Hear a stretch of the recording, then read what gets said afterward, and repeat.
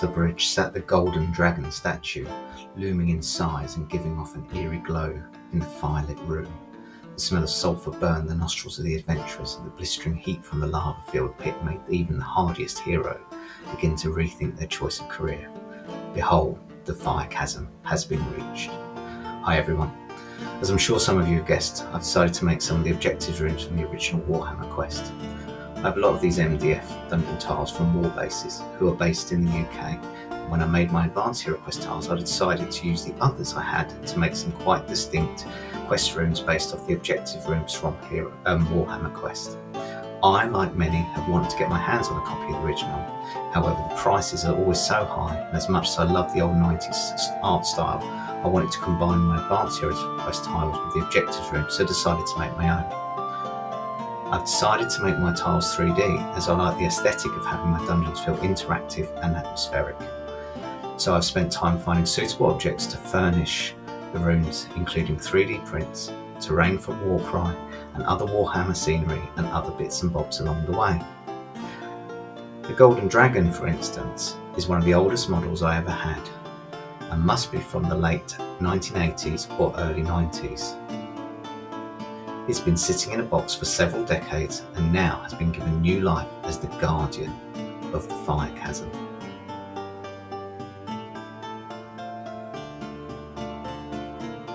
The most challenging of the rooms to make was of course the fighting pit, not only due to the slightly odd shape, but also decide how to do the height, as I wanted 3D rendition but also practical for play.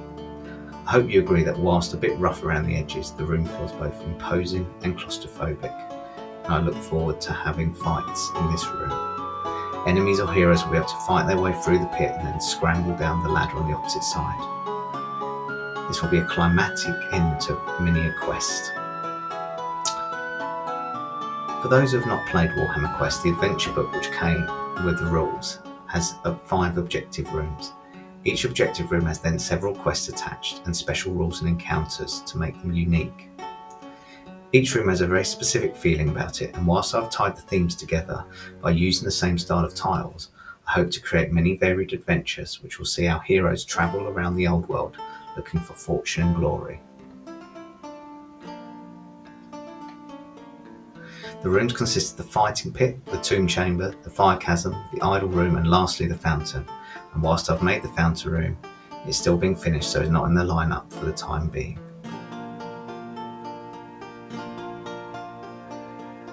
And now, our intrepid adventurers are on their final approach to the room. They can smell both the burning smell of some chaotic brew, as well as success and hopefully treasure. The only thing between them and glory is a rickety old bridge and a 6-foot gap. Surely, this will not pose a challenge.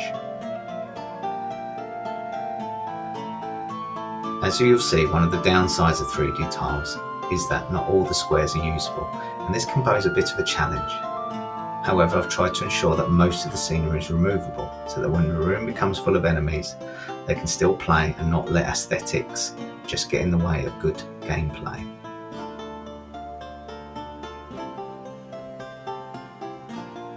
My moody looking dungeon is further highlighted with a suitably large door to the quest room. In this case, it was from the Catacomb set from Warcry.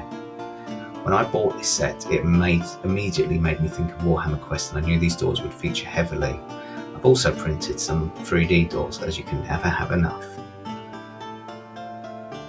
I love how these grand entrances really provide a very imposing and cinematic ending to the quests. I just need to now paint them up.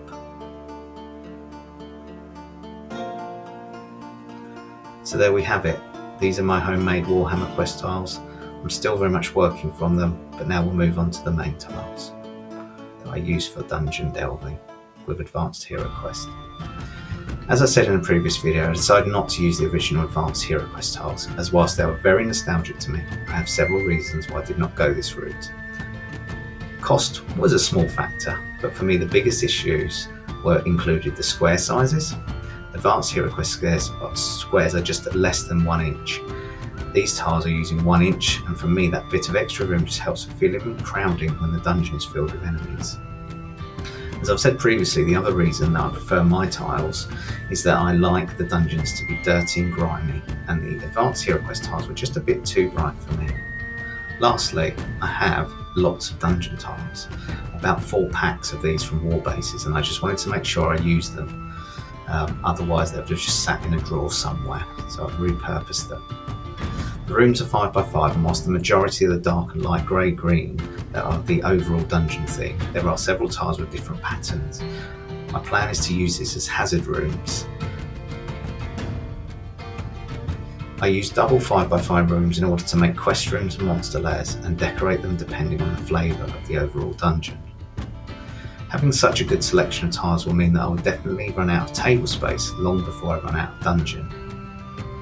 But to make sure things don't get too boring, I've brought into my set the special tiles from the new Heroquest, and I've also found recently some very special tiles from when I was very much younger.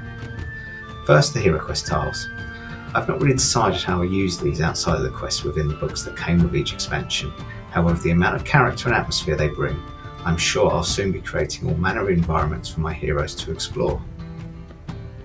From the icy catacombs of the frozen horror to the elf mage's palace, there is such a variety I'll be able to ensure that hazard rooms and special quest rooms will be filled with not only enemies, but also each will have an interesting story to tell.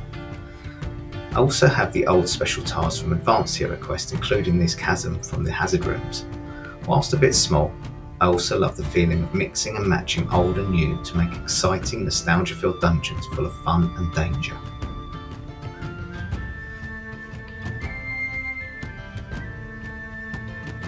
The tiles that come with the Heroquest expansions are all differing sizes, which again will add variety and also challenge the heroes as they take on hordes of enemies in small rooms and tackle big monsters in oversized arenas. Small rooms may find our heroes battling even one-on-one enemies difficult as line of sight is affected. I love the idea of these mini-stories being told. For example, when Draka, my drunk and clumsy barbarian, is looking for a chamber pot to go to the toilet in and stumbles into the Skaven Lord's bedchambers and disturbs his beauty sleep. How will it end?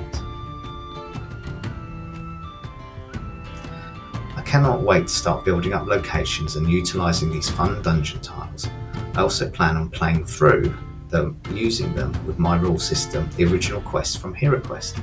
While some of the events of each dungeon will be different, I look forward to stumbling into thematic rooms which resemble the quest book and play out these adventures.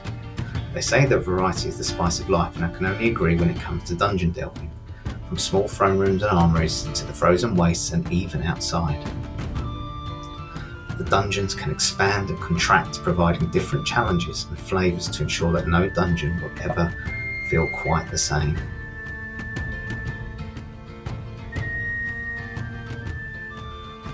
This great arena would be amazing for a boss battle. Lastly, before the end of this video, I'm very pleased to share with you some of the tiles which I found from my very old copy of Mighty Heroes. Mighty Heroes was a small game released by Games Workshop and utilised the heroes from Advanced Heroquest, the Skaven and Henchmen. The game came with cardboard tiles which have both been part of the dungeon tile pack and some from the Terror in the Dark expansion. I found them fairly recently in my attic and have started putting them onto MDF to ensure they fit with my board. These tiles offer even more nostalgia and flavour, and they even have made me reconsider using the Advanced Heroquest tiles just to tie everything together. Who knows, maybe one day.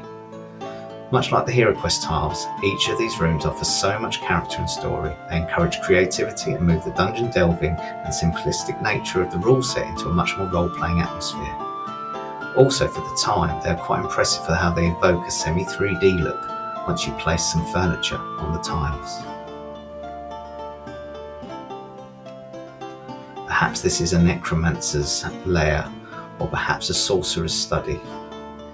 With its eerie well, it will be a good set piece for the wizard to show his magical prowess and skills. What will he find? Will he find magic potions, or will something come up has been lurking in the well? There is no real limit to the options, and it will hopefully keep things fresh for me with a long time as I create interesting dungeons for my band of heroes to explore.